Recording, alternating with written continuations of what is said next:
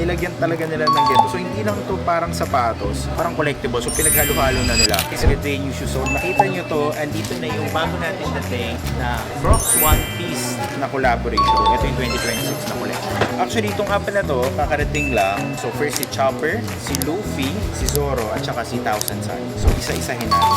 Ito yung Crocs and One Piece collaboration na classic cloud na tinatawag. Makikita nyo, very unique yung design, very detailed. So kita nyo, ito na yung boat nila. So kakaiba, nakita nyo, nilagyan talaga nila ng ganito. So hindi lang to parang sapatos, parang collectible. So pinaghalo-halo na nila. Ito na yun, all in one. Siyempre, fan ka nito. So andito yung sale nila.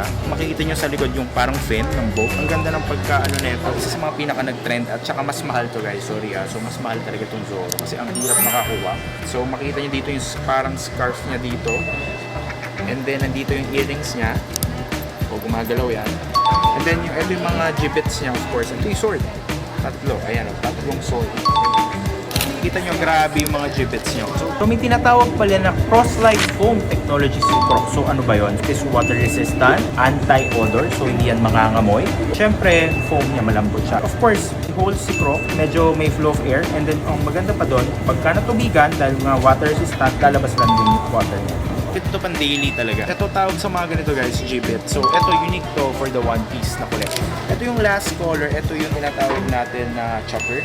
Blue and pink of course na colorway. Then maganda dito may pouch siya sa likod.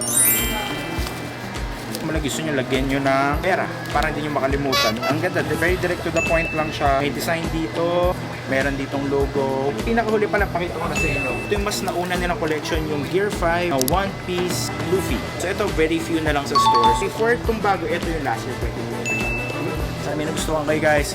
Thank you for watching. Until next time.